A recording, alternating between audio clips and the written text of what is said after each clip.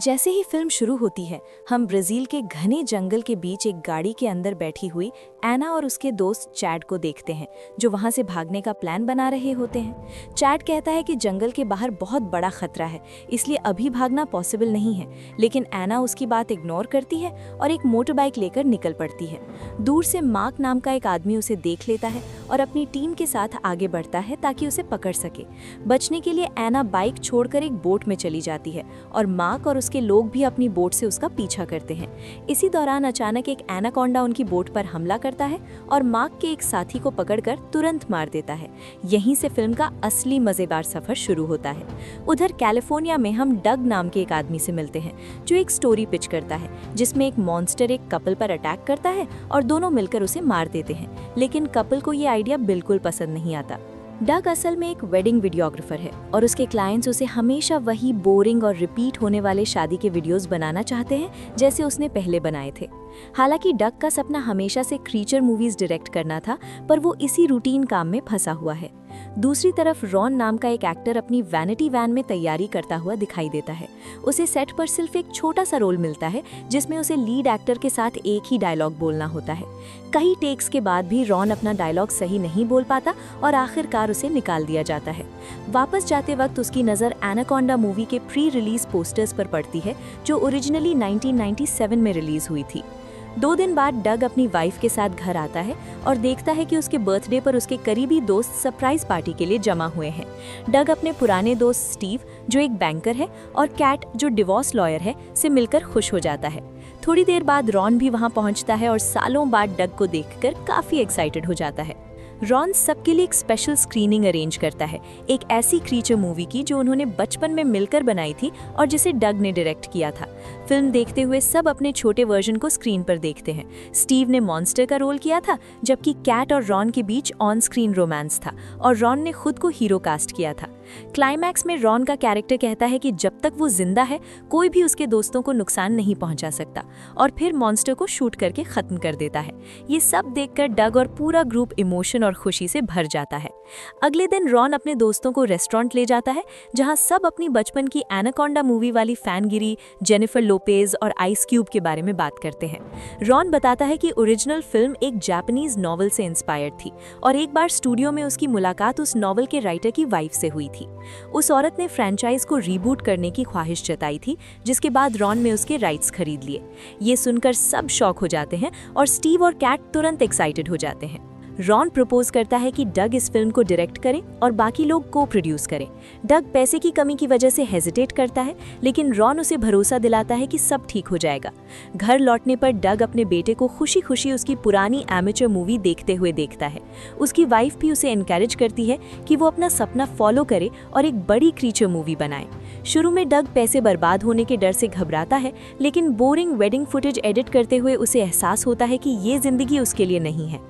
आखिरकार वो अपने दोस्तों के साथ स्क्रिप्ट लिखना शुरू करता है और लोन लेकर एक लो बजट एनाकोंडा फिल्म का प्लान बनाता है। सब डिसाइड करते हैं कि शूटिंग ब्राजील में होगी, ताकि काम के साथ साथ एडवेंचर भी मिले। फिल्म के लिए उन्हें एक सांप चाहिए होता है, जिसका इंतजाम स्टीव कार्लोस नाम के एक आदमी के थ्रू करता है। कार्लोस उन्हें एक बड़ा सांप दिखाता है और बताता है कि ये जहरीला नहीं है, अनलाइक जंगल के खतरनाक एनाकोंडाज जो अपनी शिकार को बुरी तरह से जकड़कर मार देते हैं।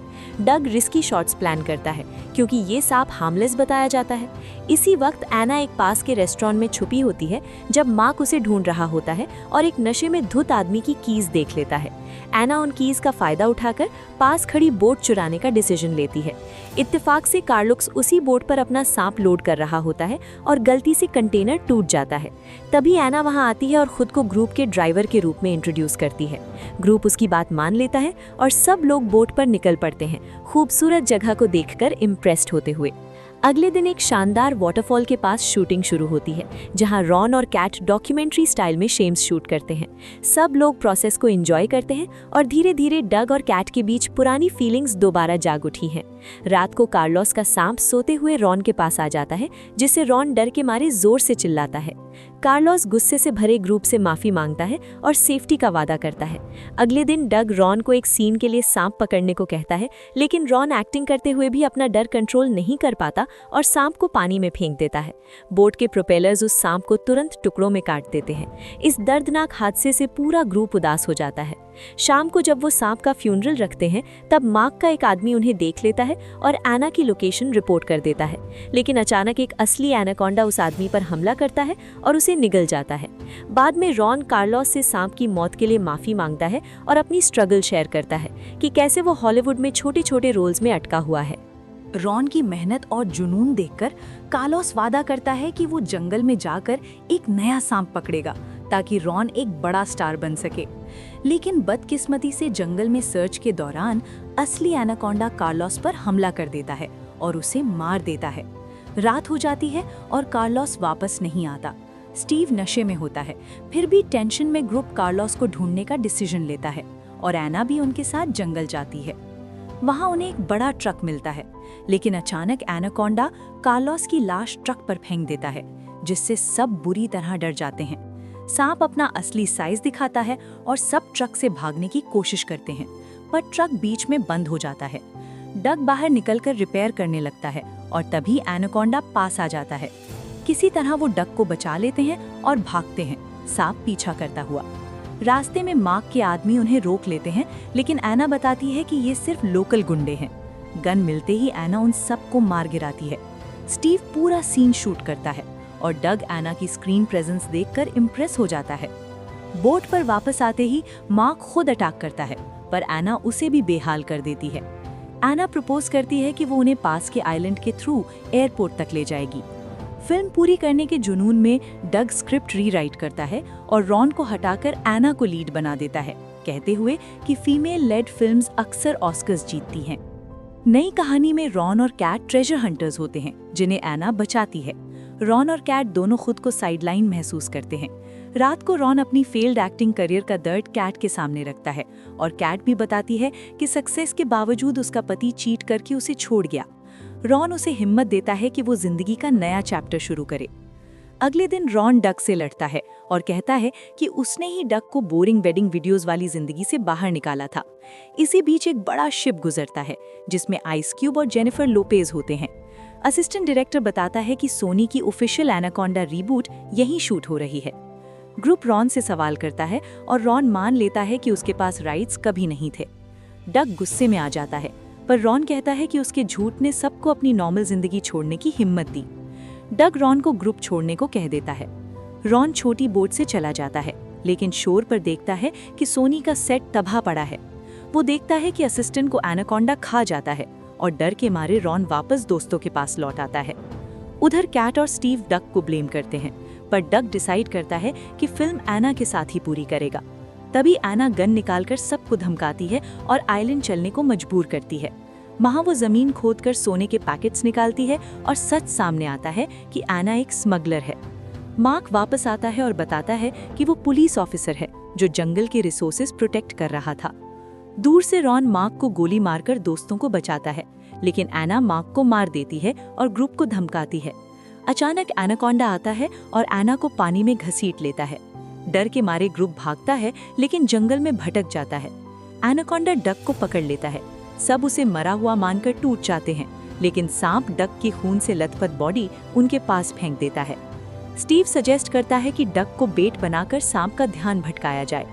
प्लान के दौरान पता चलता है कि डग जिंदा है और सब उसे भागने को कहते हैं। डग के ऊपर सोया हुआ पिग जाग जाता है और एनाकोंडा पिग को खा लेता है, जिससे डग बच जाता है। सब लोग टूटे हुए मूवी सेट पर पहुंचते हैं, जहां एनाकोंडा अटैक करता है, पर एक आदमी गोली चलाकर उसे भगा देता है। वो आइस क्यूब होता है, 1997 वाली फिल्म का हीरो। वो बताता है कि सेट एक्सप्लोसिव्स और कैमरास से भरा है, लेकिन कंट्रोल्स डिस्ट्रॉय हो चुके हैं। जेनिफर लोपेज और एरिक जंगल में खो गए हैं और वो उन्हें बचाने जा रहा है। आइस क्यूब रॉन को पिस्टल देता है और चला जाता है। रॉन और डग मिलकर एक्सप्लोसिव से एनाकोंडा को मारने का प्लान बनाते हैं। वो डेटोनेटर ढूंढते हैं और चिल्लाकर सांप को ल्योर करते हैं। कार सेट के अंदर घुसा देते हैं और स्टीव और कैट ब्लास्ट ट्रिगर करते हैं। पहला ब्लास्ट फेल हो जाता है। तब रॉन बचपन वाली लाइन बोलता है, जब तक मैं यहाँ हूँ कोई मेरे दोस्तों को नहीं मार सकता, और गैस लाइन पर गोली मार देता है। जोरदार ब्लास्ट में एनाकोंडा पूरी तरह खत्म हो जाता है। 1 साल बाद उनकी फिल्म बफेलो फिल्म फेस्टिवल में अवार्ड जीतती है। सबकी जिंदगी बदल जाती है। रॉन और कैट शादी का फैसला करते हैं और डग उनकी वेडिंग वीडियो एलियन के जीनोमॉर्फ स्टाइल में शूट करता है।